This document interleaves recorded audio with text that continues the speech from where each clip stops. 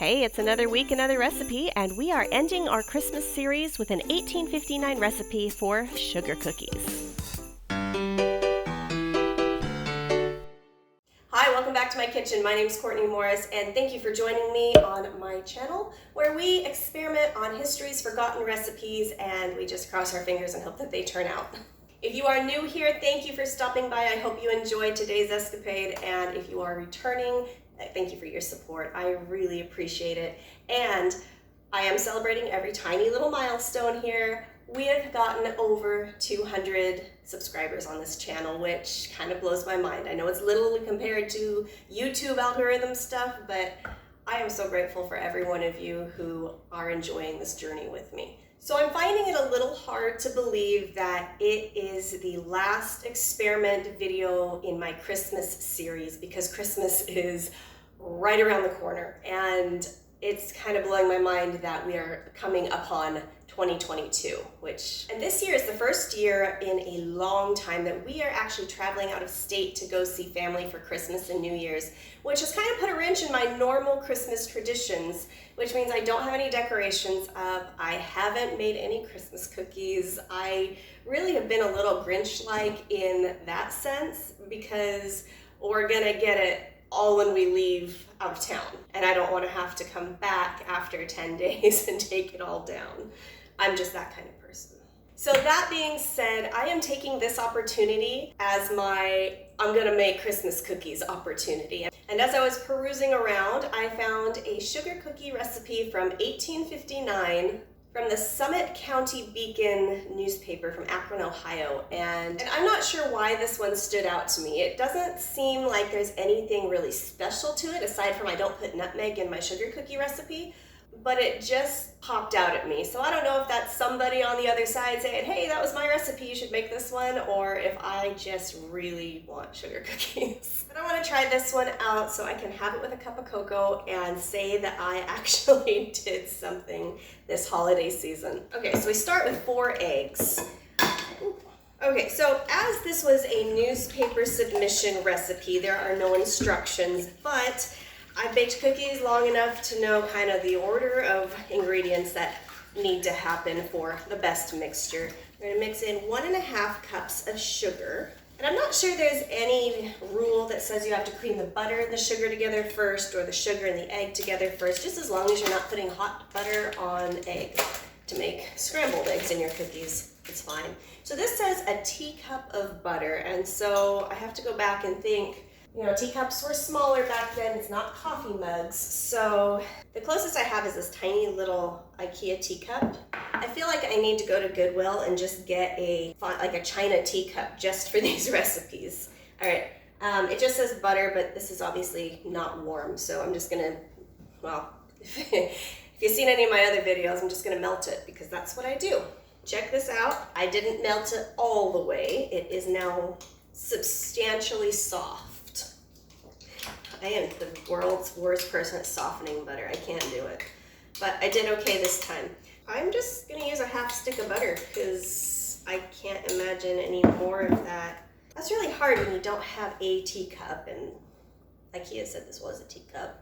And I am sorry if I am offending any of the British folks out there with my rendition of what a teacup might be, because honestly, I use a coffee mug for my tea. For as busy as December has been, I am so excited to just get in more of a Christmassy mood, be around a Christmas tree, get all the food in, have the presents underneath, and it's one of my favorite holidays. And I feel like even if you don't celebrate Christmas, there's still something in the air that just is kind of cozy, and I love that. Apparently I'm feeling very yellow today. I've got my yellow teaspoon, my bowl, and now I have a yellow mix. It's a happy day. All right, so this is where we get into, we're gonna guess on quantities part of the recipe. It says a little soda. So based on this and other recipes I've done, I'm going to just use a 1/2 teaspoon and see how that goes. Because I found that if you use way too much, or even just a little too much, it becomes really bitter. And usually your baking soda and salt measurements are close to the same, so I'm just gonna put in a 1/2 teaspoon. And then it says nutmeg. And I feel like I can be kind of liberal with this, although the sugar cookie recipe that I use is unseasoned in the spice department, but I think that's enough. I almost want this to be less nutmeggy, but still have a little bit of the spice to it, of the fragrance. The one thing it's missing is vanilla though. And now this is the part where I'm gonna switch to a spatula because I have no idea how much flour this is gonna take. Okay, so this is 4 cups of flour.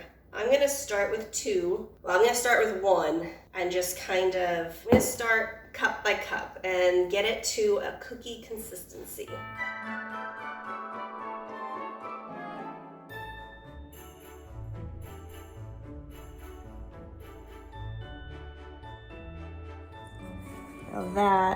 There's our cookie dough. So that was about 3.5 cups of flour. Okay. All right, we have sugar cookie dough.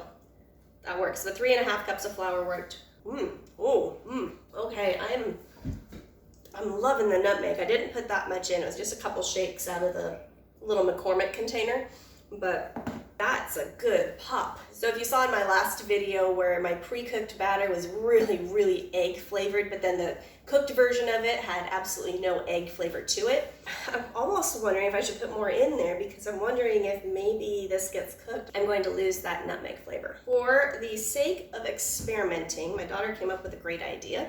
We're gonna split this in half and I'm gonna put more nutmeg in one side than the other. I'm gonna bake it and see what happens. So this one's gonna be my control. This side, I'm just gonna nutmeg it up.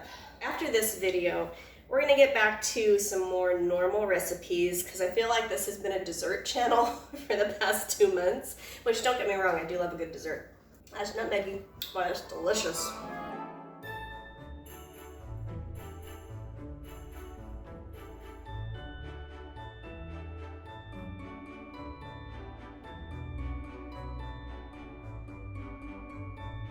I'm just gonna put these in the oven at 350 for about 8 minutes and just keep checking on them to see how they do.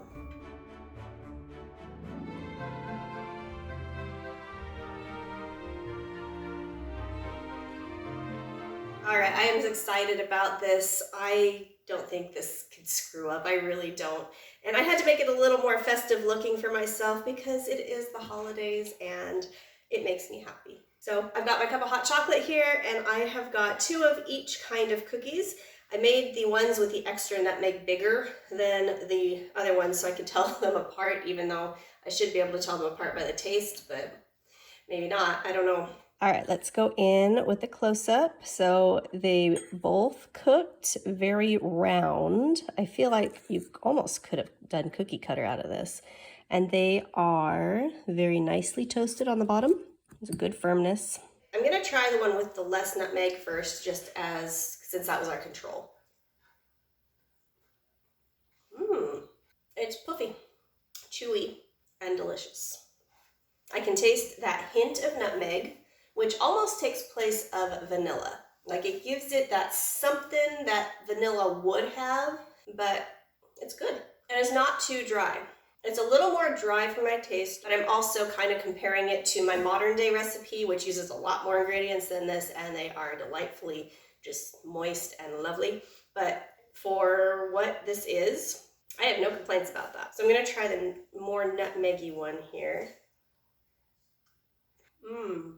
Okay, that becomes a completely different cookie in itself. It does not taste like a sugar cookie with that amount of nutmeg. It is really good. It's very good. It's almost like it's like a spice cookie, but that's really, really good as well. I still have this problem that is getting rectified as I research and do these old recipes that, to me, cookies like this, like Christmas cookies, they've only been around since maybe 1920 in my head. Like, who had cookies in the 1800s? And they certainly didn't taste good if they did. Like, I still have a very black and white picture of what people ate, and I think it was painted a long time ago in my head of getting drilled in my head about pioneer life and the Oregon Trail life and the miserably destitute across the American Plains life. And so when you get that drilled in your head all through elementary school because you grow up in Idaho along part of the Oregon Trail, it kind of skews your perception of it. So I'm getting better at it, and it actually makes me feel pretty good to know that, you know, I can taste a bit of the history that has gone on before me, and it almost makes it start coming alive a little bit. If you have made it this far, thank you so much for joining me. Thank you so much for over 200 subscribers. I can't tell you how happy that makes me. It really, really does. And thank you for coming along and enjoying these recipes with me. I'm so thrilled that this was just a simple, easy, delicious, heartwarming recipe that just I feel good about wrapping up my Christmas experiment series with.